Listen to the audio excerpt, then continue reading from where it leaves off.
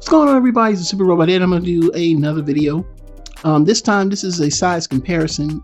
I feel very slighted about the size comparison because we're talking about two different lines which operated literally on two different scales. And if we went by this, Star Saber is just too small. Okay.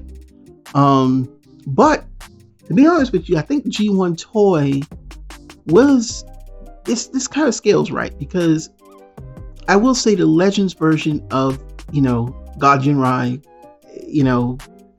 it's on the large side. So everything from Titan's Return and Legends is on the large side. It's blown up, everything's blown up. So I'm going to say that for the sake of War for Cybertron going into Legacy, which is everything that we are, the current run of the line, I'm going to say that Star Saber is actually the correct size and not Super God Jinrai. Now with the combined parts, he is a little bit taller than Super God Jinrai, but I still feel like using this as a guide to size, for a person with this amount of toys in their collection, that's very incorrect, but that's just me. So he stands at about 11 inches with the antennae, with all the combined parts. He's probably going to hit close to 12. So that's not bad. He's going to be substantially large, but he's also going to do what he's supposed to do. In his Star Saber form without the parts, with the head, it looks like he's about 9 1/4.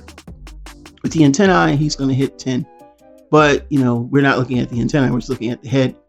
Now, Victory Leo is kind of small side. Of course, he should be larger, but for the sake of making him transform correctly, they couldn't do it. He is Voyager size, and he is rather large Voyager size, is a little over 7 inches. We're going to talk about Saber, the inner robot.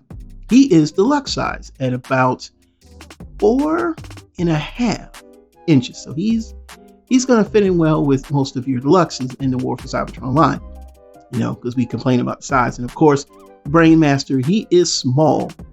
Looks like he is about 1 inch tall. So that's, fairly what he should be, fairly accurate to what he does in the original toy. Now, I'm going to next scale as far as what we saw with the God Jinrai. This is the new scale, War for Cybertron. Put that in your head. War for Cybertron, Legacy. They're all together because Legacy is a continuation of the previous War for Cybertron trilogy. With that being said, my only gripe is, yes, the Victory Leo is small. I think a third party is probably going to make a substantially larger Victory Leo that's going to integrate with Star Saber, maybe even making him bigger. But that could mess with stability. But that's just a prediction, and it's a far-fetched prediction. But if it happens, I'd see people maybe buying into that. Other than that, I like the size. I think it's going to be pretty good. We just need something like a Death Source. We really need to get more of the Japanese lore, maybe a new Overlord. Definitely need a new Diatlas.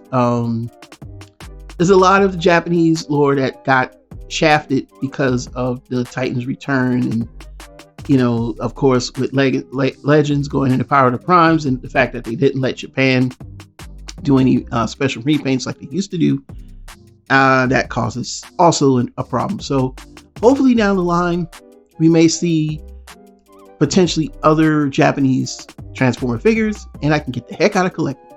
So what are your thoughts? Leave them down in the comments below. Are you pleased with the size? I am. If you're not, let me know. Again, it's the Super Robot Ed. We'll see you soon. Bye bye.